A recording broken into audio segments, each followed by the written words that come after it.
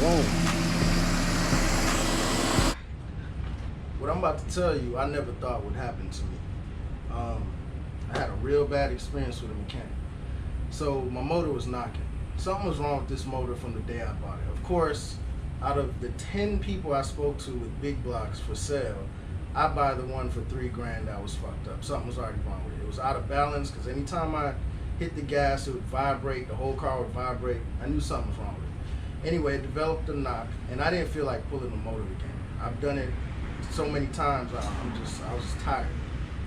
So my friend referred me to this mechanic, black dude, and he talked a good game. Told me he would have the car done in about 2 to 3 weeks at the most. He was gonna pull the motor, take it to an engine shop. Well, no, he said he was gonna pull the motor. He was gonna rebuild the engine, put it back in.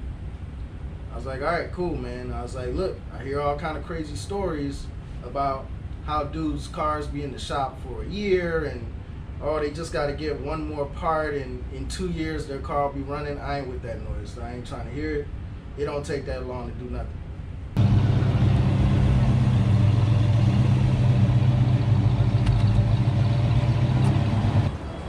We out here at Bridges Automotive. My guy Brian about to get it right down in Largo, Florida. Pull this motor out. All right? Do it, Crystal. Hi. What you doing? He works on imports, Benzes, Lexus, Audi, all of that. Quick. Those guys should be gone from 6 months to a year. Mine should be done in 2 weeks. He's gonna have his motor out, bearings done, back in and running. 2 weeks, probably less. I'm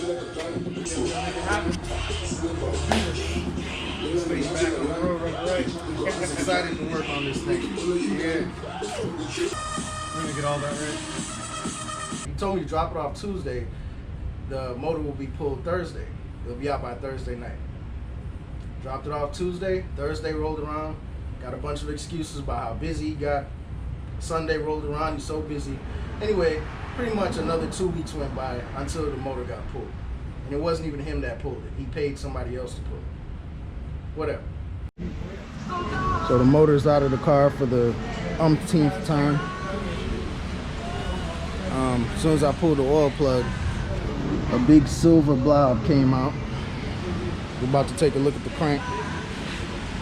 But this is what's on the oil stick. I mean the drain plug.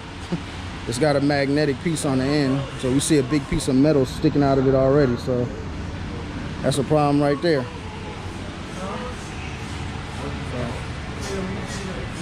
I'm gonna flip it over and we're gonna see what's going on in this bottom end. It ain't good though. And so as of right now, we found some tape all stuck up in the oil screen. But I don't see anything broken in here. Everything feels solid. But anyway, I guess we won't know till we get it apart and look at the bearings and the crank. That's some high performance shit right there. Look at this.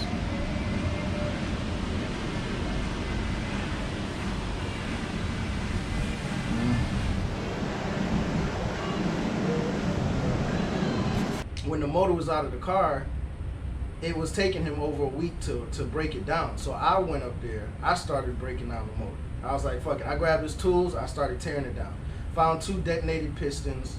It wasn't the bottom end. I thought it was the bottom end that was knocking. It wasn't. Here goes my whole fucking engine on this table.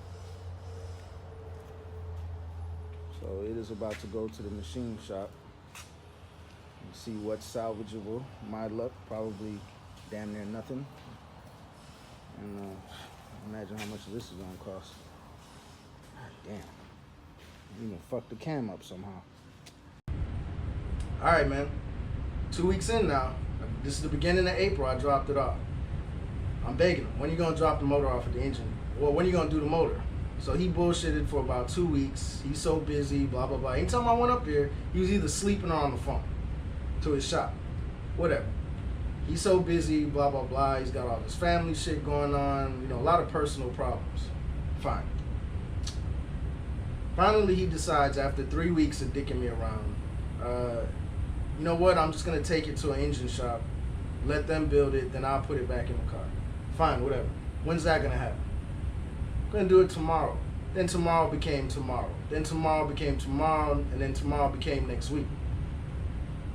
So finally, I'm like, look, man, it don't take this long to do this stuff. Like, if you can't do it, maybe this ain't working out. Just let me know. It's fine. I'll take it somewhere else, whatever. He's like, no, I can do it. Don't worry, blah, blah, blah. I gave him $2,300, right? To get started on the motor. So, all right, now back to the engine guy. Finally, after 3 weeks, I think it took him to take the motor right down the street to the engine guy. It's up there for a couple weeks. Finally, I'm like, look, man, it doesn't take this long to build a motor. What's going on? Don't worry, your motor's next. Giving me all kind of excuses, right? I went out of town to go get the Mercedes from Texas. When I come back from in town, I showed up at his shop. I don't call, I always show up. I ain't with that calling shit. I don't want to get, I want to look you in your face when you lying to me. I show up at his shop and my fucking car, the whole shop is cleaned out and my car is gone. My first thought was this dude just moved his shop, stole my car, whatever. Now I gotta hunt him down like a dog. Anyway, got him on the phone, found his other shop. Now my car is outside. Don't worry, blah, blah, blah. I'm like, bro, I don't think this is gonna work out. You done moved my car without telling me. It's still taking forever. What's the engine guy's phone number? He gives me the engine guy's phone number. I start coordinating with him. Come to find out, engine guy's been at him for 3 weeks to get some money to get started on my motor. Okay, so pretty much he took my money and paid his bills or did whatever he did with it. He didn't pay the engine guy. I asked the engine guy, how much is it to do the motor? He said $3,400. When can you have it done? You can have it done Thursday. It was like Monday. I said, I have your money. Don't worry about him. I ain't talking to him no more. I'm over him. I went and picked up my car. I told the guy, I was like, look, man, I'm coming to get my car, man. I ain't got time to be playing with you. You're being a nigga. I was like, don't be a nigga. All I ask for you to do is what you say you're going to do. If you're going to fix the car, fix the car. If you can't do it, just say you can't do it. No, you're good. I was like, all right. Gave him another couple days, came up there, nothing was going on with my car. I was like, I'm coming with a truck to get my car. He tried to stall me out on that. I got a tow truck guy, he can bring the car for you. Somebody's gonna come and wash it, all kind of shit. I was like, man, I don't care about washing the car, I got my own truck, come to get the car. Went and got the car. Got the car home. Engine guy is like telling him, like, look, man, I'll come pick up the money. That's not even in his job description. He's telling the guy, I'll come pick up the money for the car. He's bullshitting him around. He's not returning his text. He's not calling him back. He lost his debit card. What's the other excuse? His wife got COVID. And that may or may not be true. You know what I mean? I don't know. But I just know all of that shit ain't got nothing to do with me and the $2,300 that I gave. So at this point, I didn't want to talk to him because I'm trying not to have an emotional response to the situation, because that's how you end up in jail. When you act off of emotions or out of desperation, somebody's going to get hurt, something bad is going to happen. And I had those thoughts. I was ready to start doing bad things and get on some street shit with this dude. Anyway, but my lady talked me out of it. I got a kid now, couldn't go there. But I wasn't going out like that. You could set all these other cars on fire. I don't give a shit. But this car, I got too much work, too much time, and too much money into it to just let somebody just play me like that. Engine guy gets done with my motor. Finally, he squeezed $1,000 out of this guy that I gave $2,300 to. So I call him up, yo, man, where's the rest of the money? He's like, oh, well, it cost $600 for the motor pool. I was like, $600? He's like, yeah, I had to pay this guy, blah, blah, blah. I'm like, a motor pool is like $300, whatever. Just give me what you got. So he gave me $700, which I had to wait for. He asked me to do him a favor because he couldn't get money out of his ATM till after 7, some fucking shit, I don't know. Anyway, got the engine home. It's a 502 big block now. Half my parts was missing. The mechanic who had the car, whoever he let pull the motor, they ain't know what the fuck they were doing. They were just doing some cartoon shit. They were just doing this over their shoulder. Lower timing chain sprocket missing. Spring for the what do you call it? the linkage for the transmission was missing. They took out the headers. They took loose the transmission linkage. They took out the radiator. I was like, why was all this stuff removed to remove an engine? I was missing my upper radiator hole. I was missing my AC compressor belt. What else was I missing? Torque converter bolts. I was missing my power steering pump bracket. I was missing my flex plate bolts. I pretty much had to spend about $300 getting all this stuff back so I can get the motor running. And of course I called the guy, yo man, where's all my parts? Oh, I gave you everything. I was like, everything's not here. Oh, I knew you were gonna blame me for this, blah, blah, blah. Like, bro, I left the car with you. Like, you being a nigga right now. What are you talking about? Yeah, I'm blaming you. What, you think I'm making this shit up? You think I don't want my car running? It took him 3 months. This whole situation took 3.5 months. It don't take that long to build a motor. I told him, I was like, you're not doing paint, you're not doing body work, you're not doing interior. All you doing is building a motor. You ain't doing no rear end, you ain't doing no transmission. All you doing is building a motor. You done spent my money on whatever you done spent it on. Now you're trying to rob Peter to pay Paul, trying to play catch up. But whatever. Got the motor back running. I had to spend more than I should have had to. I should have pulled it myself because I was being lazy. Should have pulled it myself. Took it to the white man. Had my shit done in 3 weeks and I'd have been done. But anyway, I'm gonna crank it up for you real quick. This thing's got a bigger cam in it. It sounds crazy.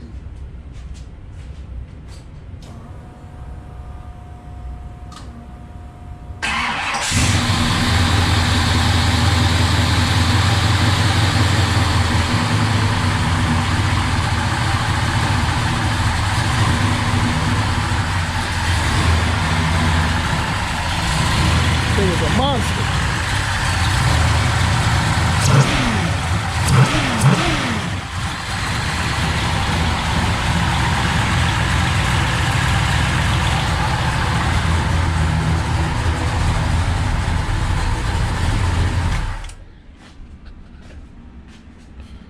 So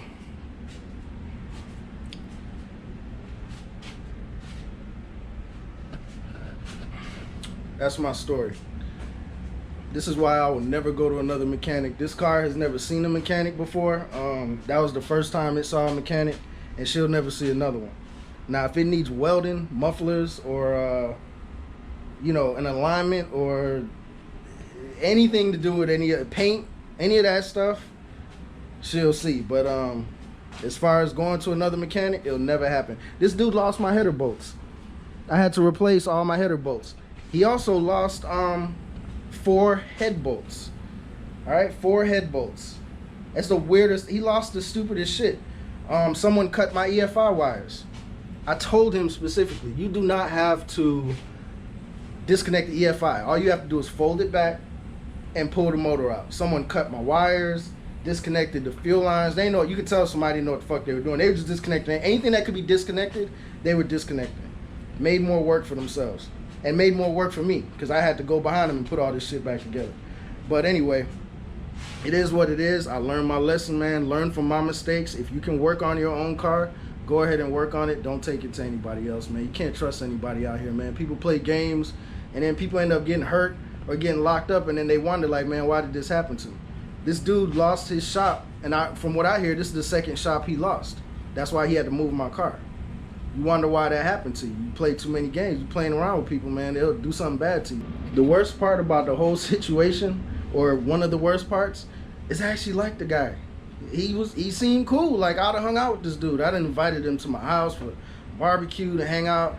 I'd have went out with this dude. Like, you know, I'd have hit the club with him. I'd have kicked it with him. And he would have made a lot of money between me. All my homeboys got donks. If he would have been that guy, I would have been like, man, this that dude right here, man. Everybody bring your shit to him. He would have made a lot of money over the next year. But he fucked all that up just because he couldn't do what he said he was gonna do. Can't do it. If he would have said, Chris, I'll have your car in 6 months, I wouldn't have did that shit. But at least he was honest, and and we could have still kept doing business, and we could have been friends in the end. But he couldn't do that. He promised me, made promises he couldn't keep. I'll have your car done next week. I'll have your car done tomorrow, you know. So Learn from my mistakes. So anyway, hit that like button, subscribe to my channel. I appreciate all the love and all the comments that y'all been putting out. Hopefully I'll run into y'all on the street, man, and we could dap it up. All right, take care. Boom.